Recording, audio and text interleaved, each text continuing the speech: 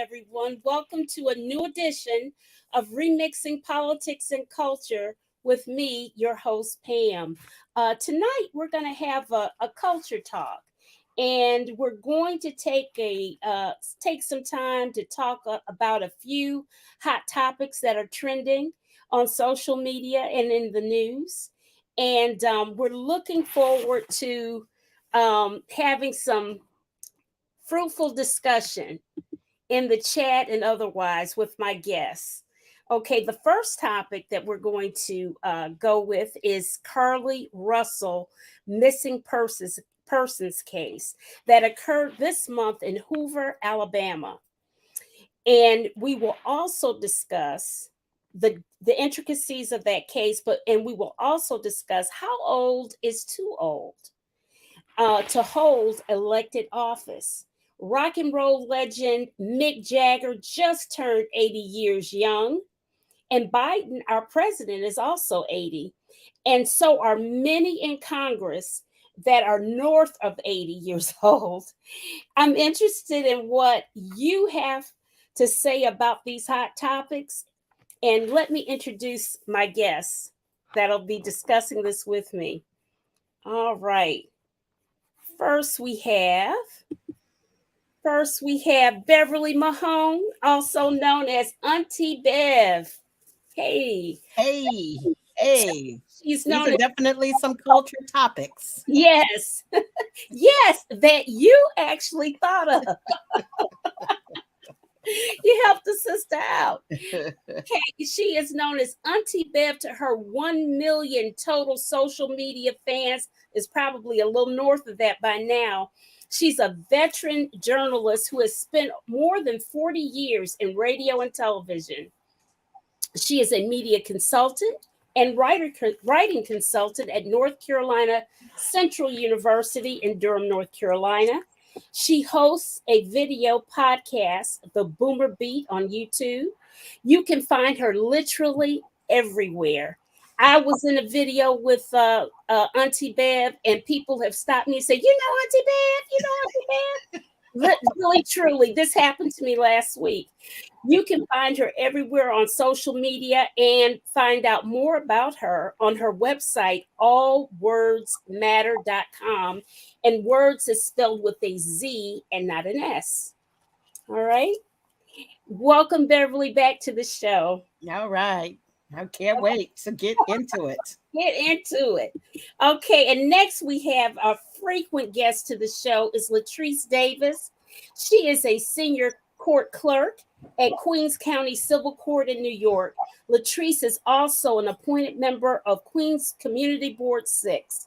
She serves on the Aging, Social Services, and Disabilities Committee. Latrice is also a former journalist with the Associated Press. Welcome back, Latrice. As always, it's a pleasure to have you. I do have to correct you on one thing, though. Okay. I am not on the Aging, Social Services, and Disabilities Committee anymore. I'm still on the Transportation and Street Safety Committee, but I have since moved to the Land Use, Housing, and Landmarks Committee as of July 1st. So I'm no longer, as of July 1st, I'm no longer on the Aging, Social Services, and Disabilities Committee, but I am on the Landmarks, Land Use, Housing, and Landmarks Committee. That all very important committees. Thank you. As always, a pleasure to be here. I look forward to the conversation with yourself and Ms. Mahone. Yes. Okay. Oh boy. Look at this. We already got something in the chat. Greg Dotson. What is Auntie Bev drinking out of that?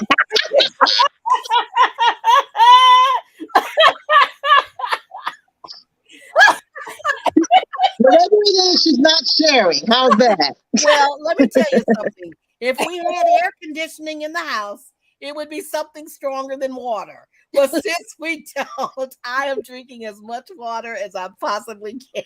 Smart. That's smart. Absolutely. Oh, Greg, thanks for kicking us off with a laugh. That's funny. Okay, ladies, let's get into it. The Carlee Russell story totally captured me. I was totally 100 toes in. I did some social media posts. I was 1000% sure that this was a human trafficking case. Really, Yeah. Bible. I really did. And I was very upset. I was trying to be calm and channel my inner calmness. I was praying for her. I was doing it all. Okay. Bev, what was your first thought about this case? Well, initially I was with you. I just thought first of all, it's Alabama. Right. So anything can happen in Alabama. Right. And, I just thought, wow, here's a young Black woman who just vanishes after she's trying to do something good. Mm-hmm. And then my millennial daughter sat me down and said, Ma, Uh-oh. okay, think about this.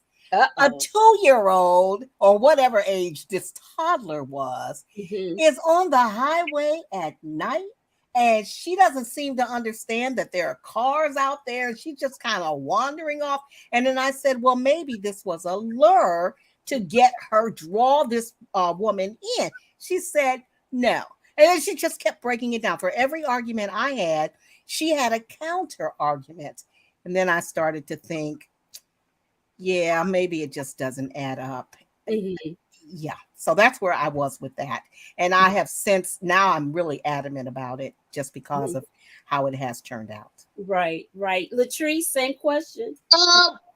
Most people, you're rooting for a happy ending or a positive outcome. To me, the red flag was the 2-year-old or however old the child was. Because, like, okay, if we're focusing on Carlee, what about this 2-year-old that she allegedly spotted? Like, what about him or her? Like what happened to that kid? So the fact that the child that she allegedly saw, or which is now a figment of her imagination, seemed to be treated as an afterthought, gave me pause. I've been a long time supporter of Black and Missing. So what I did was I just let my monthly donation speak for itself. It's like, this is not my area of expertise. I do hope she's found safe and alive and unharmed. I also hope this 2-year-old, is found. But it's like at a certain point, I didn't really participate too much in the chatter online because, again, that's not my lane. Like, obviously, you want a happy ending. You want things to turn out good. But at the same time, it's like, you know what? I'm going to let law enforcement handle this. This is their lane. Let them do what they need to do. If the FBI ends up getting involved, so be it. And I think that's where her story pretty much fell apart. Because I feel bad for her family because I saw videos of her brother. Like they really thought something had happened to her. So I feel bad. My empathy extends to them. And as for her, I hope she clearly had a mental break. I hope she gets the help she needs. She's now facing charges. I don't know how that's going to work itself out, but And here's where I'm gonna say something. Here's where I just want to talk about that mental health piece of this. Okay. We're so quick, and I'm not a mental health expert by any stretch of the imagination. And yes, I know I have my mental health moments as well. But we're so quick to jump on the bandwagon when someone does something that's just, we think is crazy. Oh, it's some mental health issue. And we hope that we pray for them. We hope they get the help they need. Now, as comical and as absurd as I thought that sheriff was, because I really did think he was ridiculous, he brought up some points that made me think, well, she may not be all that crazy. The fact that she was looking for Amber Alerts and how old you had to be. What crazy person does that? And I'm not saying that she couldn't be crazy. And then there are all of these other little things that she was doing. She went and got all these snacks and, she was trying to allegedly get a bus ticket or whatever. So there were some things that she did that didn't make me think that this was a mental health issue. And then the fact that she had just gotten into an argument with another woman over her boyfriend. So was she trying to play that sympathy card for his love? We don't know. We don't know, but you know what? I listened to the YouTube streets and some of these gossip blogs, and they gave a whole lot of information about there was a stripper girlfriend, and then she made these tweets about some people give up a good thing for a stripper and this kind of stuff. They were really innocuous kind of messages on her tweets. But the problem is that they weren't substantiated, so I really couldn't. You really didn't know what was going on. Her boyfriend was truly 10 toes down, and I'm even going to show what his statement was and what have you. I will say that the first thing that gave me a little pause, and then yet I was a little angry at this gentleman. He was on YouTube, and he's an attorney, and he said that highway, that Interstate 479 in Alabama, he said that is a 70-mile-per-hour speed limit. And he said, of course, people don't go faster than 70. He said to be able to spot a small child or anything like that with such clarity would be very difficult when you're traveling at that speed and it's dark outside. And that made me think, He said it just doesn't make sense. And he's in Alabama. So I thought, okay, something's going on. Let me see. Somebody says something. Now that the truth is out, how will this negative impact on missing Black women in the future? We're going to talk about that, Tamara. We are definitely going to bring that up. Mental health issues are difficult to understand. Very true. So it really is, I felt that some people were really getting into her maybe just a little too much with the bullying and stuff. And I really do think that the bullying was something that we can never agree with. And her boyfriend, now ex-boyfriend, actually did say that. I had a question for you, Beverly. I still believe that she had been abducted and then Carlee made it back. When she made it back home, I still thought she had been abducted. I really did. I thought it was a miracle. I posted that, praise God, hands. I was so excited that she had made it back home. But of course, what did we hear about her coming back home? That a Ring doorbell camera found her walking normally. And then when she got closer to her home, she started flailing her arms and stuff.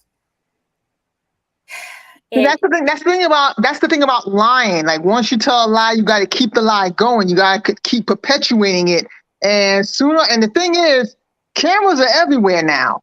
As soon as I leave my house, I assume I'm under surveillance. Do I like living in a surveillance state? No, but I accept that and I understand that. So I know as soon as I leave my house, someone's got me on their camera, whether I consent to it or not. Just walking from my house to the train station, there's cameras on the lamppost. So I feel like I understand where Belly's coming from about like people using mental health as a crutch, but I also feel like she didn't think this through. Like she clearly wasn't that smart, because if she was, things would not have played out the way they have. Mm-hmm. So I think, again, like, I don't know, maybe she was having, relationship issues and she snapped. I don't know, but I do feel like something was going on in her brain that allowed her to think that this was a good idea to not only perpetuate this harm on her family and her friends who really cared about her, but on society at large, because this goes to the question that was just raised. Frankly, Carlee Russell, in my opinion, we're not a monolith. Black women have never been a monolith. So yes, even though what she did was fraudulent, that still doesn't negate the fact that there are hundreds, if not thousands, of Black girls and women that still go missing every year, along with Black boys and Black men. Yeah. Going missing is still an epidemic. It's still a crisis that needs to be resolved and that needs the same kind of attention that white women get when they go missing. Let me ask you this before I bring up her mugshot. Carlee's family, her dad is a VP of underwriting at a bank in Alabama, Bev. Her mom is a very successful realtor. They live in a house that's valued at $800,000. So they're not normal. They ain't normal. They're like Huxtables. They got money. They got the double income and good money. They live in a mini mansion, a McMansion, as people would say, right? So do you think that possibly, other than, like we have the race factor in finding Black women, Black and brown women, do you think that possibly that class and socioeconomic status helped elevate her story? Do you think that because her story took off, y'all, her story took off. It was like she had it was just like you would have thought. Everybody was so surprised at how much she got. And I kept thinking, and when I looked at her background, I thought, I wonder, did that play a role in her getting so much attention? Possibly. Not to jump ahead of Beverly, but I think that could have been a role because, again, I don't think she expected to get the amount of attention and scrutiny that she got. Bev, what do you think, Bev? I agree. I definitely agree with Latrice. I didn't know that about her background. Yeah, I checked. That's new information for me. So that explains why this story elevated, because the sheriff's department did not. That was the most. Our purple jacket sheriff didn't do good. I thought he came up there Hollywood. But he did, but he was comical doing it. That's all I'm going to say. He was very comical, but I think that's why they really pushed it out there, because they didn't want to give the appearance that this was just another little Black girl lost. And the fact that her parents had this kind of standing in the community, and folks would rally around them, and then you got a whole big mess out there. And if she had turned up dead, then oh my God, that we don't even want to think about what could have happened after that. So yes, I certainly think so, because look at all of the we're still talking about Natalie Holloway. I know. And Natalie Holloway's been gone forever, and we're still talking about this little white girl. Yeah. When we're not talking about is it Alicia Wells who's missing out of Charlotte? We're still not talking about a lot of Black women who are missing, but that's because they didn't have the status of Carlee Russell's parents. And see, Carlee, I'm telling you, Carlee, I think is spoiled.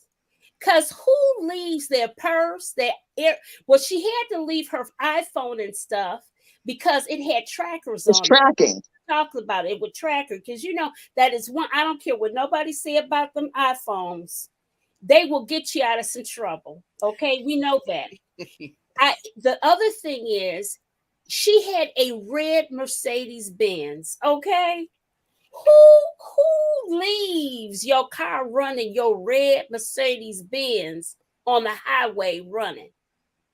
And that's all a part of the whole hoax. I know, but it's your parents' sacrifice.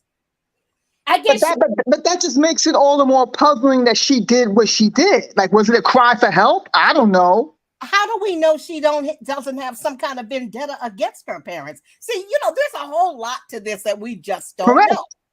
Yeah. That is very correct. She may resent her parents.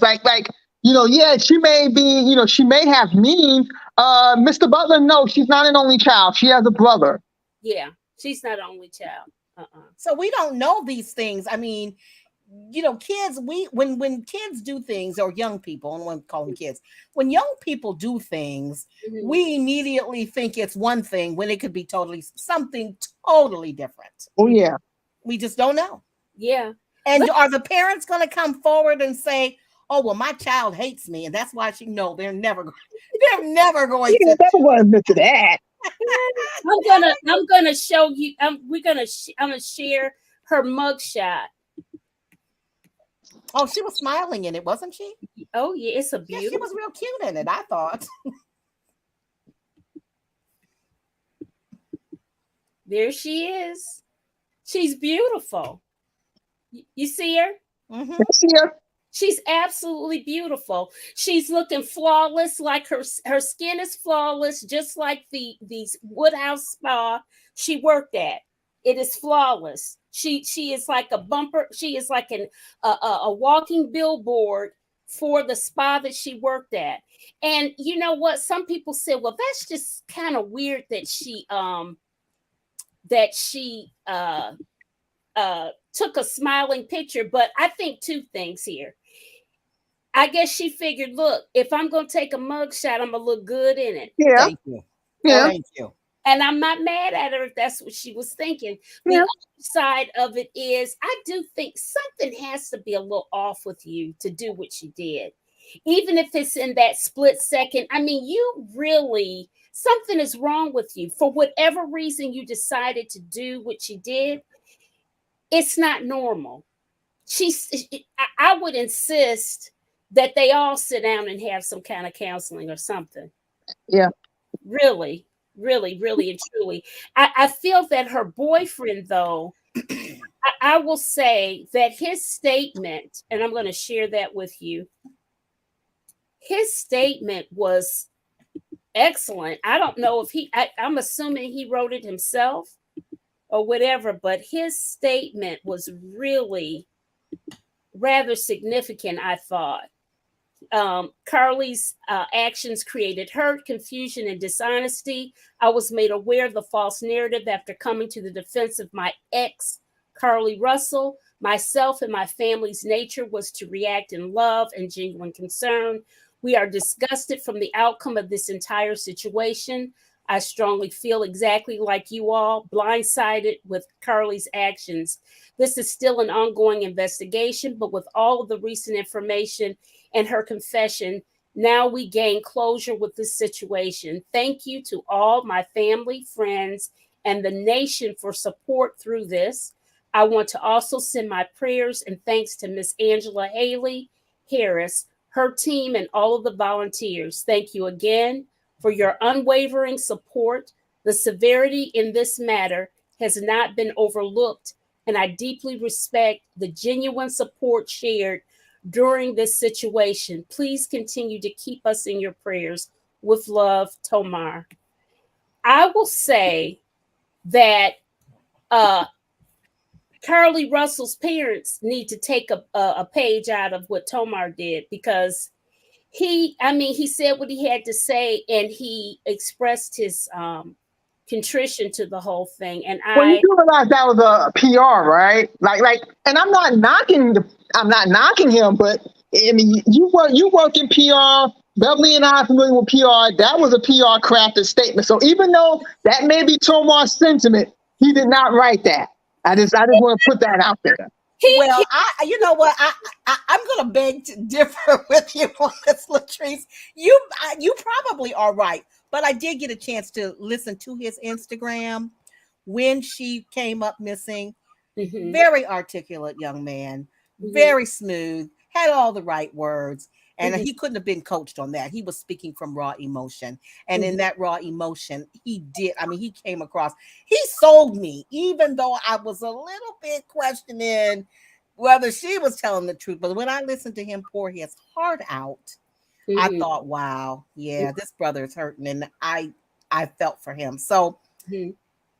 I mean, I'm not knocking him. I think, yeah, he was genuinely hurt, but I guess I'm saying that because, sometimes when you hear, especially celebrities issue statements, and it's like, you know what, that sounds like something Howard Bragman would write, or that sounds like something Ken Sunshine would say, or whatever publicist you want to throw out there. Yeah. But I'm not knocking Tomar, just so we're clear. Like those PR statements that John Morant was throwing out there. Yeah, I got you. Because we all know he didn't write not one of them. Yeah. Oh, God. Mark Lee says he thinks that was some damage control. I do think that it was from his heart. I do, because he was and I'm going to tell you something else that he did that that I got on a thread on social media on IG and stated and reiterated it. Do not cyberbully her. that it is absolutely ridiculous the amount of vitriol people are having towards her. Lock her up.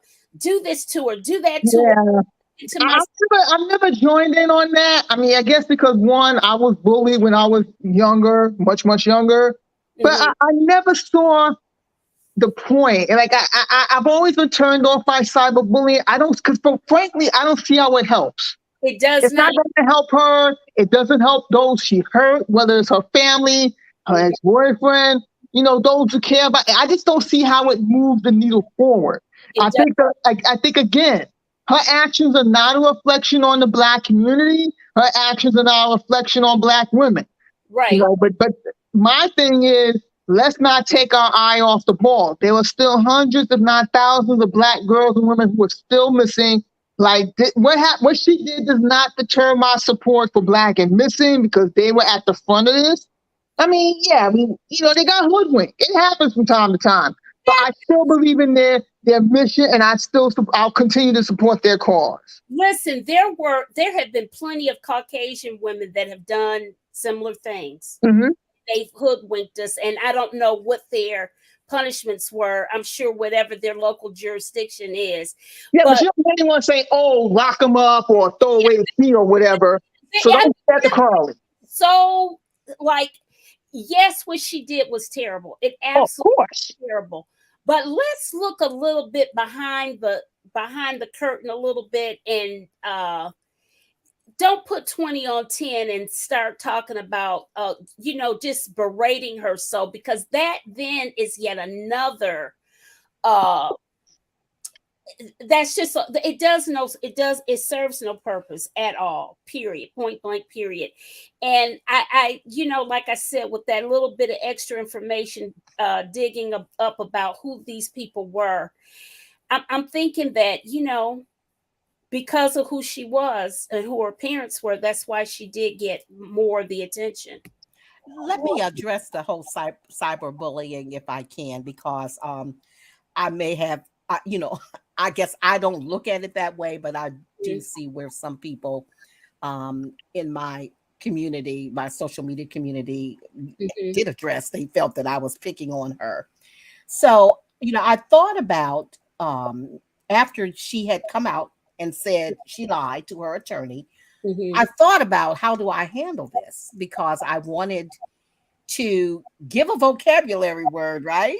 Yes. And then I thought, well, I'm not sure how I really handle this. But then I went ahead and I did it, because I felt, well, this word is appropriate for this scenario, especially since her lawyer came out and said she said it. Not that Auntie Bev said that's what she was. She said it, she lied.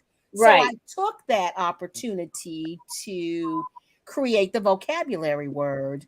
And I did get some pushback. I mean, I had people like, well, why are you doing this? You don't know her mental state. Why are you picking on her like this? Well, and then I had to think about it. Well, it's not because I'm making an opinion. This is what she said. So based on the fact that she admitted that she lied, I'm calling her a prevaricator, because that's what a liar is. So yeah, it was a fine line. And in hindsight, you know, would I have done it? Probably so. But I mean, it did give me pause. So I will say that it did give me pause. I think so. I think it's something that we have to look at. And I do think, for whatever reason, maybe because we are coming out of the pandemic, and so much happened to us through that 2.5, 3 years period of time. And clearly mental health has taken a huge hit.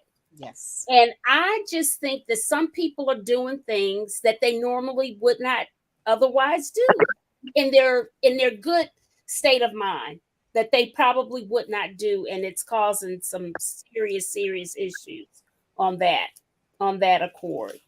Yeah. So anyways, let's get to our, wait, we have something. I think that I think Latrice kind of addressed it, and I just wanted to say I agree with her. You know, what Carlee did should not be a reflection of how we treat Black and missing in the future. Exactly. Unfortunately, I think that we're still going to deal with that issue, because if the other missing women don't have the financial backing that Carlee's parents had, then I think that that's just going to be another, well, they fell through the cracks. We don't have the resources to invest in them, you know, because we have much more serious crime out there. So that's where I think she did us a disservice by doing that. But I don't know if she really thought that through either. No. But that's one of the many reasons why I think there was a mental break. Again, I'm not a doctor. I'm not a mental health expert. But I navigated the pandemic just like everybody else. And technically, as far as I'm concerned, the pandemic is not over. But that's another conversation for another day. Yeah.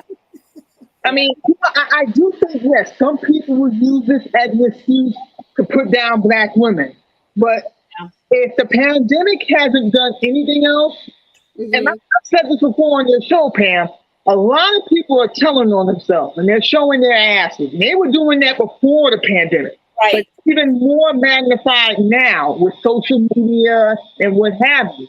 But those people who were going to use this situation to denigrate Black women, they were going to do that anyway. That's true.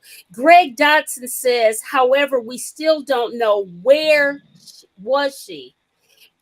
We don't know that yet. What's taking so long to figure that out, or did I miss that? No, you didn't miss it.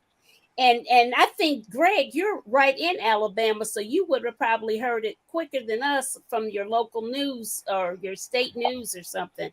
But we have not heard. Now, I will tell you what some gossip sites said on the YouTube streets. On the gossip site, somebody had reported that they saw her in at a Red Roof Inn. That they had reported her at a Red Roof Inn. I heard that from a couple of gossip sites, but I don't know if that was one saying the other. And the thing about the gossip sites is that they're word of mouth, and not that word of mouth can't be correct, but when you look at the traditional media outlet, nobody has fact checked it or anything. So I'll be honest, I would not be surprised if they find out that she was there. I'm just saying, because she had to be somewhere. She had to be somewhere, because that convoluted story of how she was fed cheese crackers and all that, and those she bought cheese crackers. She took all of her snacks with her. So, go figure. That's one more sign that she didn't think this through. Yeah, just totally off. So, okay, ladies, let's get to our next topic. How old is too old? The average age of a member in the U.S. Congress is 58 years young. 58, the average. We have our first Gen Zer in Congress. That is Maxwell Frost. He's our first Gen Zer. And so let's take a look at our 10 oldest women currently in Congress. Let me share this with you.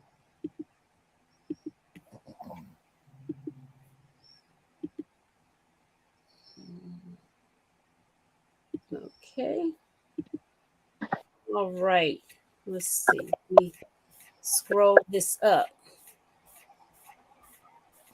The 10 oldest. Let's see. Ooh, so many.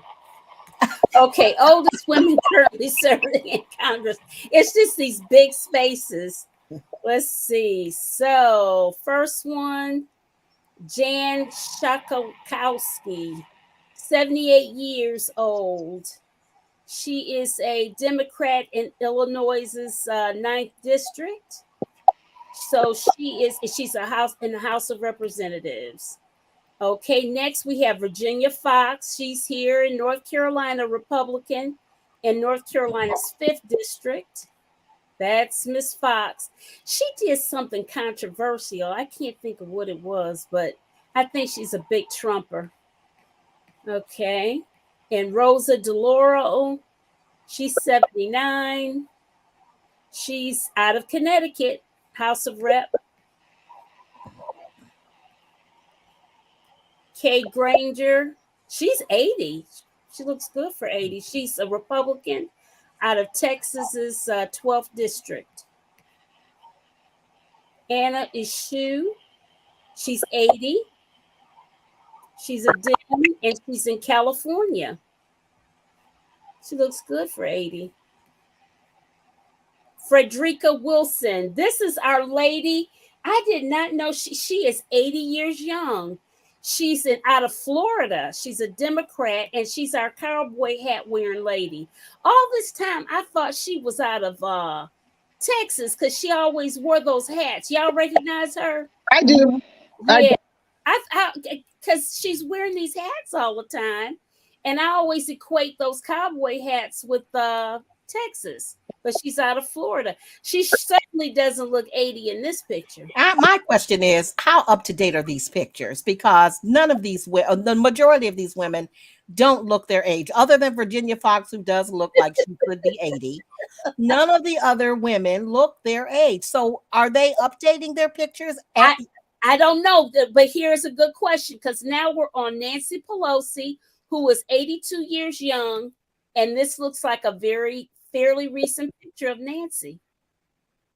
And listen, let's face it, when you have a little bit of change, you can go to the Woodhouse Spa and you can get your regular treatments, and you can get Botox and a little this and that, and you too can look better.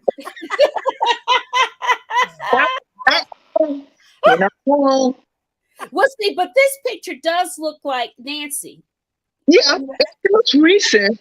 It does not look recent to me. It looks like it's touched up, but okay. I mean, that's okay. You're not going to tell me that an 80-year-old white woman looks like that. Okay, I'm sorry. Okay, now here's Auntie Maxine. Girl, did you know Auntie Maxine is 84 years old? I knew she was in her 80s, but I didn't know she was 84. 84 in California, 43rd district. That's Auntie Maxine. Looking good. Yes, she is. Looking good. Let's see. This lady, Grace Napolitano, is 86 years young. 86. Wow. 86. Okay. And here number one is, you know it, Yes. Now you tell me that's who she is right now. That is not her. I saw her in a video when she was in Congress recently. That is not her. That is not her. This is an old picture. Yes, it is. She's now 89 years young as of February 2023. But my question is, how recent? Like, was this picture taken before the pandemic? I mean, like, I think old, honey. This picture is old because Diane does not look like this anymore. Nothing like it. She doesn't.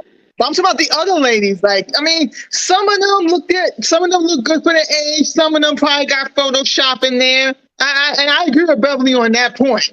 Yeah. But to answer your question, how old is too old?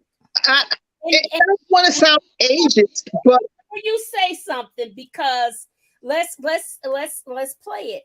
Okay. Now, one of the things that they're blessed with was the blessing of the day is always to get older, to see another birthday. Amen. Because there's a whole lot of young people that are leaving this earth, and they're not even 50, right? That's so right. These people like Nancy, listen, I take nothing from Nancy Pelosi, because I thank God that she was in place where she was, and as sharp and astute as she is, when Trump was in office, because you needed somebody who was like her.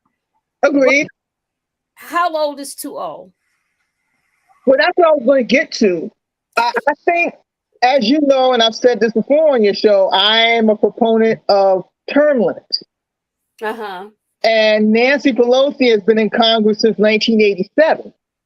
Mm-hmm. And some of the other women that you've seen, they've been in their positions for, I think Maxine Waters has been in Congress since 30-something years as well. Like, and again, I'm just speaking for myself.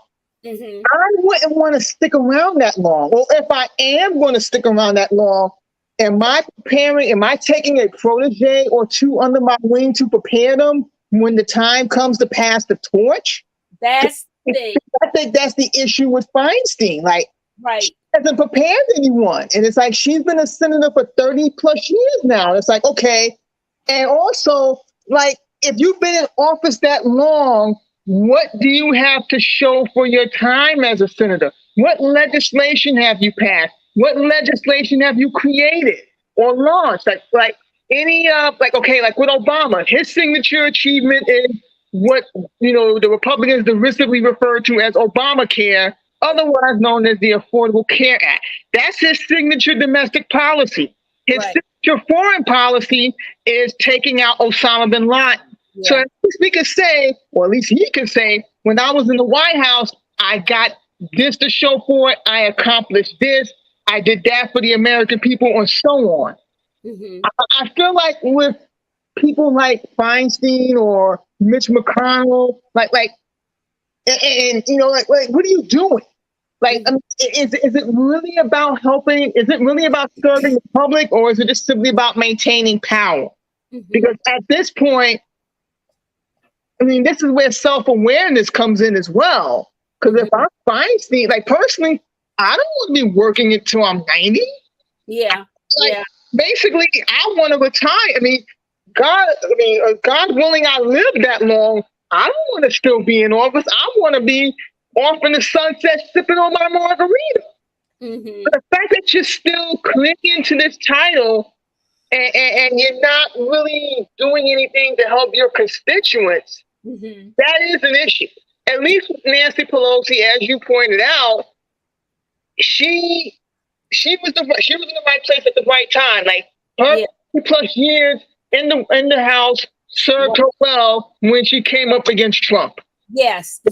Served America well when we came up against Trump, because remember when AOC and all of them got in, and AOC was talking, we got to get rid of Nancy Pelosi and this and that, and so I'm thinking they have tempered a whole lot because they see.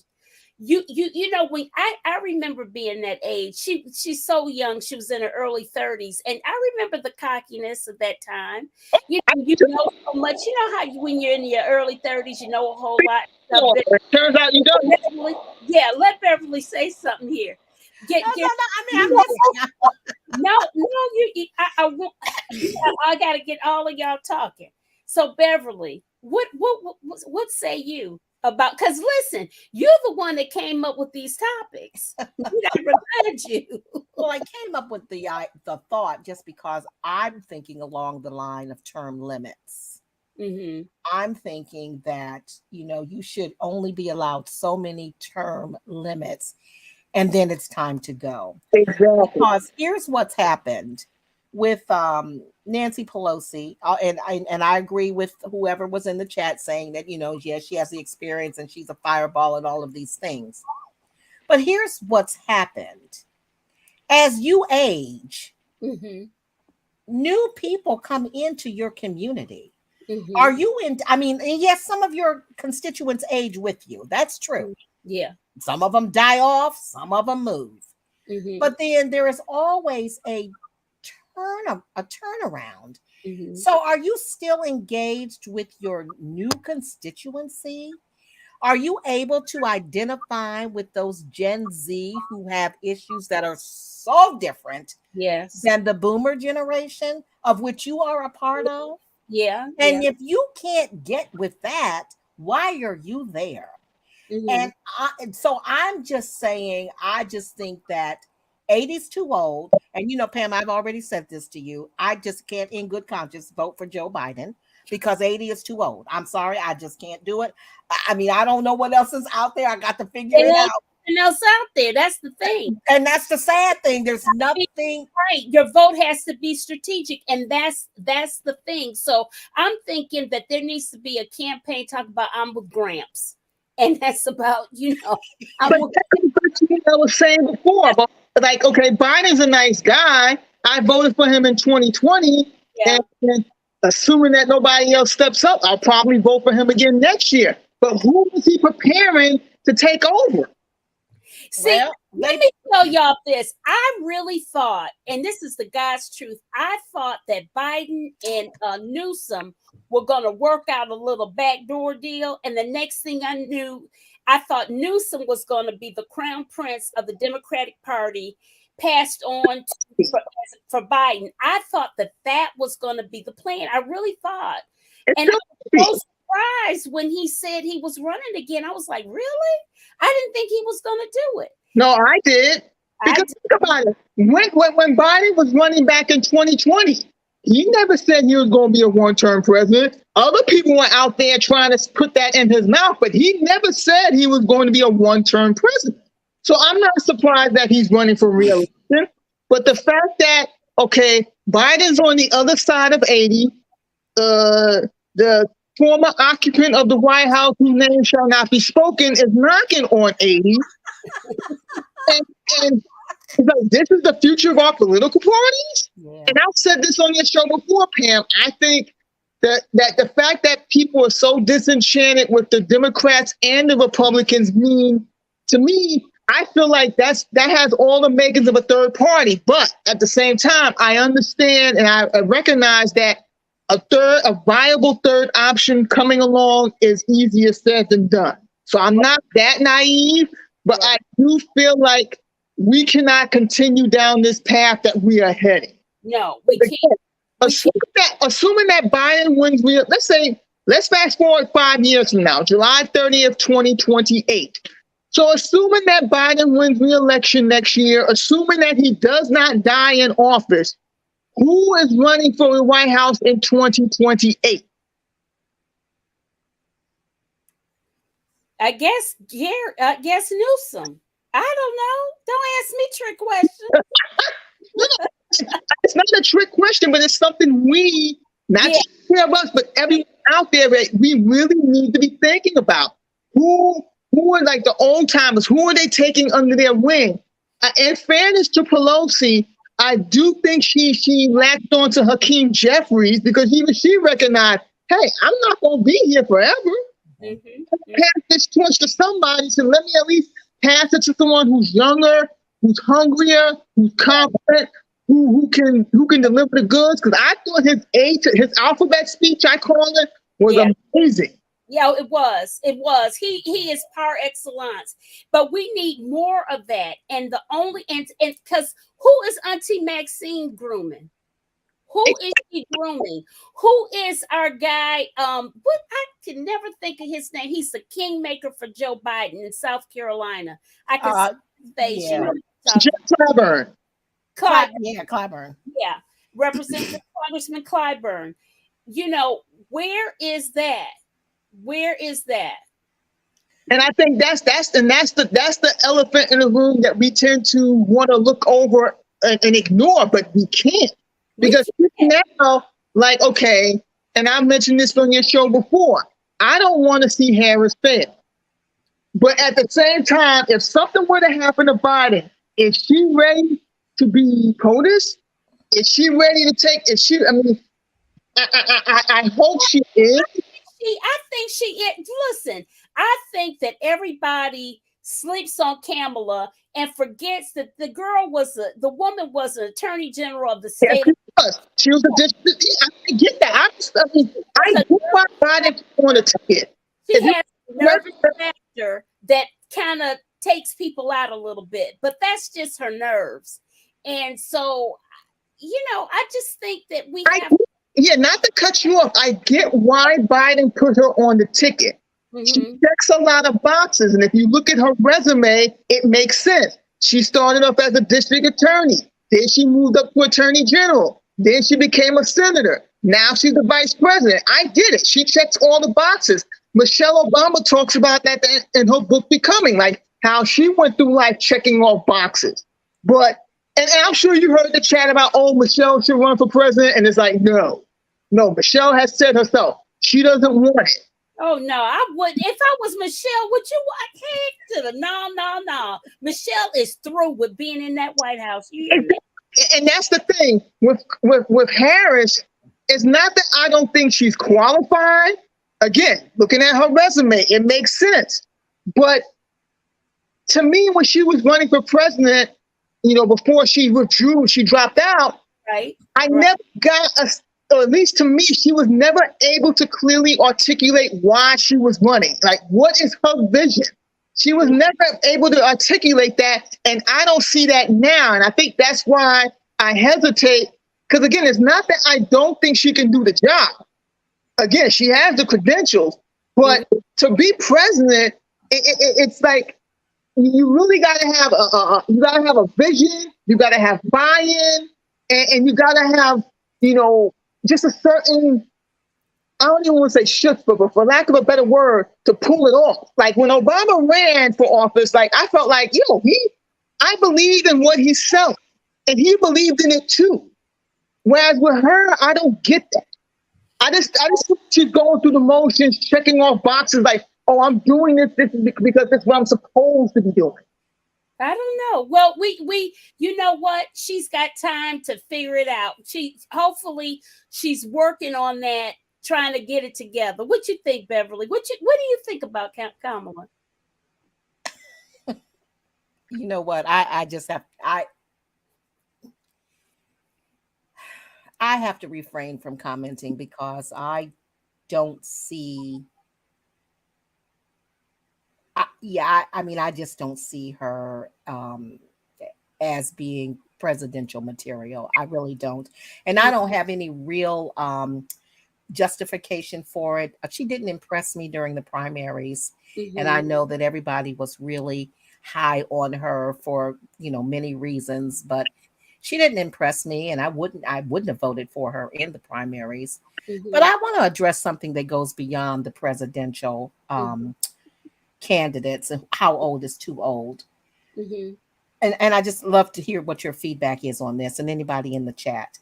Mm-hmm. I think with the Black community, especially, I think that people who think they have the power, like in the NAACP and the Al Sharptons and the Jesse Jacksons, even though I know Jesse Jackson's kind of stepped aside, in latter years. Mm-hmm. But who are they grooming?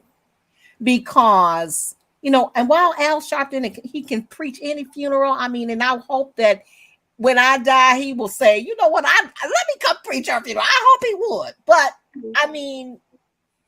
I just think these people they just need to pass the baton. They're not doing it. Not doing it. But why is that? Why is it that in our community in particular, look, Jesse, it was on his last leg. Literally. And he decides he's stepping down from Rainbow Push. That should have long been the case. I actually thought that he had already. I was surprised. And I just don't understand, why do we hang on so long? Now, I heard Roland Martin and them ask this same question, and they said that some of the people in Congress are hanging on because of the finances. And I'm trying to think, they make a decent salary. They have the best health care that many of us get, and they have a pension, right? Mm-hmm. So, you got to do like other Americans do. You got to me. And go sit down, because you've got influence. You could do consulting. You could do other little things to make extra money.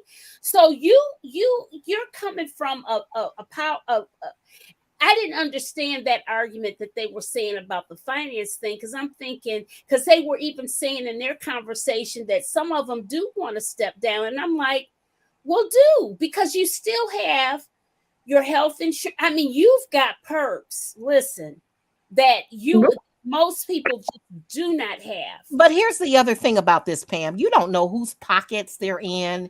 See, when you step away from that life, all of a sudden, those corporations who were paying you, and we know they get paid under the table. Nobody is that stupid that we don't know. All of a sudden, when you don't have that kind of influence in Congress where you can make decisions, then that money is gone. So we don't know the magnitude of that situation. Because let me tell you something, if I'm getting paid under the table by Google and I'm in Congress and I can make some decisions that's going to be in Google's favor, honey, I'm gonna stay there as long as Google keeps paying me. Period. I don't care. So I get that part of it, but I just think that they just need to pass it on and allow somebody else to reap the benefits. But I think it goes to what Mr. Butler just said in the chat, how most of them are already rich. So it's not like they're destitute. It's not like, oh, they leave the House of Representatives or they leave the Senate and they're going to be in the bread lines. No, that's not it at all. They're accustomed to the power. They like the privileges and the benefits that come with the title. And yeah, they're not so keen on giving that up. Now, you mentioned getting paid under the table. I'm sure Pam is very familiar with the story about that congresswoman who ran as a Democrat, and then as soon as she got elected, guess what she did? She changed her party in North Carolina. Yeah, we know she did. Yeah, we know all about her. We here. Okay. Now, I'm in New York, and I heard about this, and I was like, oh, hell no. Yeah, because North Carolina was holding the line here in the South. Was holding the line in the South. And then we don't see these politicians are bought and paid for. You're right, Beverly. I mean, in this case, it's so brazen, only a dummy wouldn't realize that she was clearly bought and sold. And now she's beholden to those who bought and sold her. That's right. It's like that black woman. I'm still waiting to hear her story. The black woman in Georgia who switched from the Democratic to the Republican Party because she said that they were bullying her in the Democratic Party. I want to know what happened to that. I mean, what's going on with that story? See, because I don't know. I don't know either. I don't know. Oh, Lord have mercy. But ask yourself this. The fact that these politicians, they're all shifting from Democrat to Republican. How often do you hear about it going the other way around?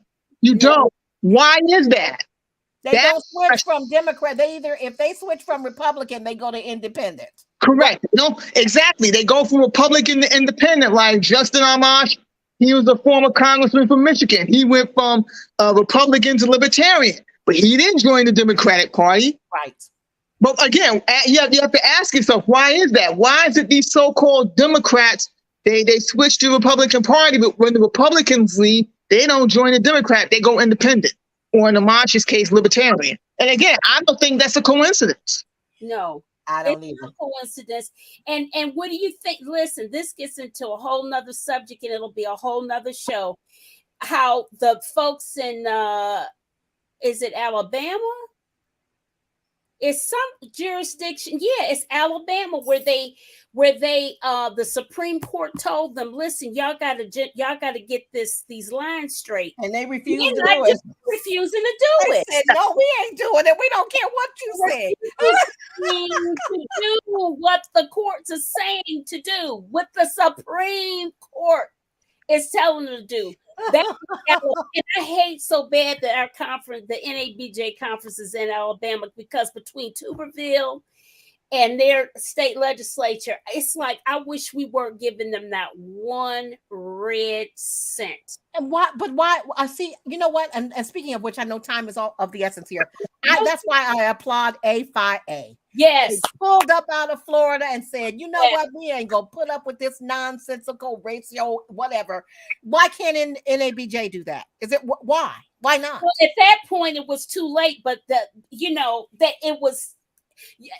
The one for A5A, I think that conference is upcoming, and we were already in this thing, so I guess. But I just I know the NABJ conference is this week. Yeah, and just like the regional conference was in Mississippi, I just could not. I mean, but we got journalists everywhere, right? So we got to support them everywhere. Lord have mercy.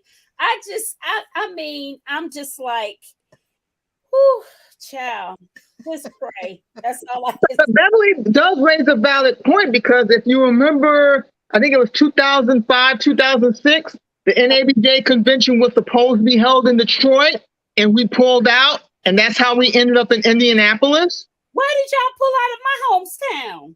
Oh, that I don't know, but I do remember that the conference was originally supposed to be in Detroit and switched at the last minute to Indianapolis. I forgot why, and since I'm not in journalism anymore, I'm probably not the best person to ask, but I'm sure you have connections with old timers. Maybe they could put you on to some knowledge, but I mean, there is precedent for us pulling out. But I don't recall the whole story on that particular situation.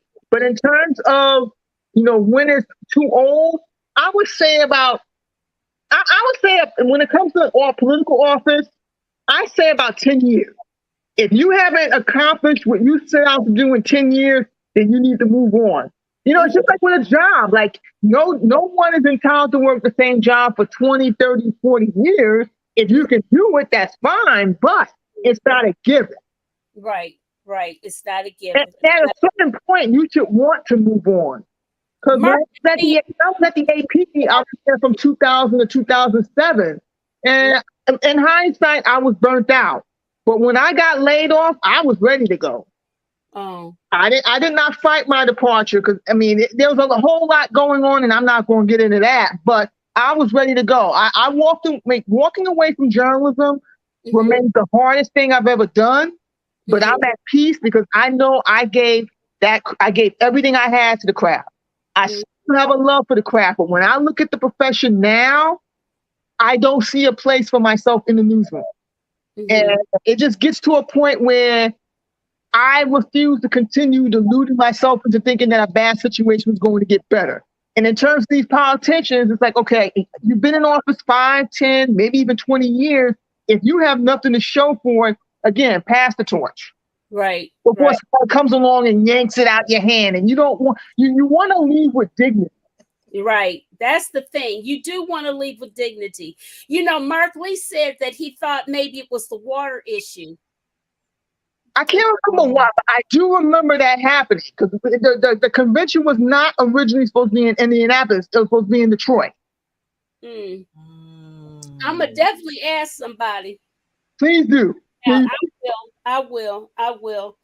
Well, listen, ladies, our time is up. I have enjoyed you all so much. It was fun just talking a culture talk with opinions and ideas and all that stuff. Ooh. And not that we're trying to be ageist at all on the age thing, because if we're blessed, we'll get to be as old as those people and sharp as them as well. Yes. Because I know my mom is up there in age, and one problem she's having, I've been telling her, I said, Mom, you got to get somebody to pass the torch on too. And she said, nobody will step up. They won't, and she works like she's working a regular job, being head of the police commissioner's thing in Detroit and trying to get people to, not to pollute the area with car places. Where they're taking cars apart and doing all that kind of stuff, messing up the ambiance of a neighborhood with that kind of thing. And she does a lot, and I just wish she could get somebody else to say, okay, Miss Butler, we're going to take this over, and that kind of thing. I just think perhaps, I think that the old way and the new way clashes. I think young people don't think that the old way is the best way anymore. And the older way people don't think that the old way is so bad. So there's where the clash is. So the older folks aren't trying to help the younger folks come up because they can't see eye to eye on how to get things done. That is really a major disconnect, and it's sad.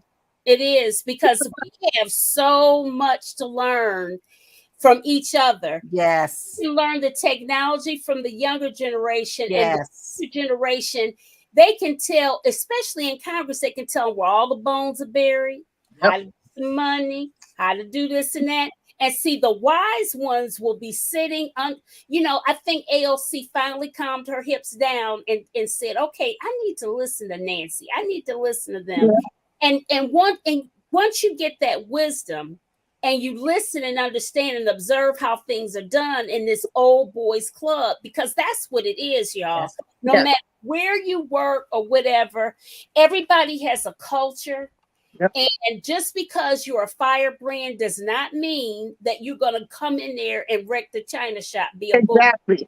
And that's not always the best way to get things done anyway. Like, I've often said, like, my politics are left of center, but I don't consider myself far left because, again, I don't always agree with how the old way, Pelosi, I don't always agree with how the old way things are done, but okay, if you're going to complain, what issues are you bringing to the table? What ideas are you bringing? And a lot of times with the far left, you get crickets. It's like, okay, so you don't like how Pelosi's approaching this.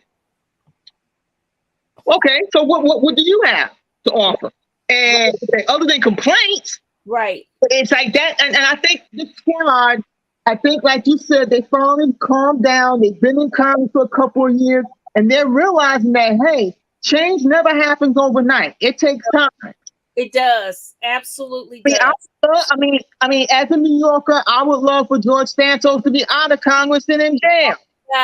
He's still in there. I forgot we hadn't got rid of him yet, did we? Oh my God, I forgot about him. Jesus. And it goes back to another point I've said on your show before about how New York is not this bastion of liberalism that some people make it out to be. No, it's conservatism. If you know where to look and what to look for, look no further than George Santos. Yeah. Absolutely. Well, ladies, I'm gonna call it a night. Next week we won't have a show because yours truly will be traveling, and I don't dare think that I'd be back in time to be calm and sane to do another show on next Sunday. So at any rate, I have enjoyed this, guys. Thank you so much. Bev, thanks for the ideas. Yes, thank you. Thank you. I hadn't done culture talk in a while, and there's so much fun to do, I think. All right. All right, guys. Thank you. Bye, Latrice. Bye, Pam. Bye.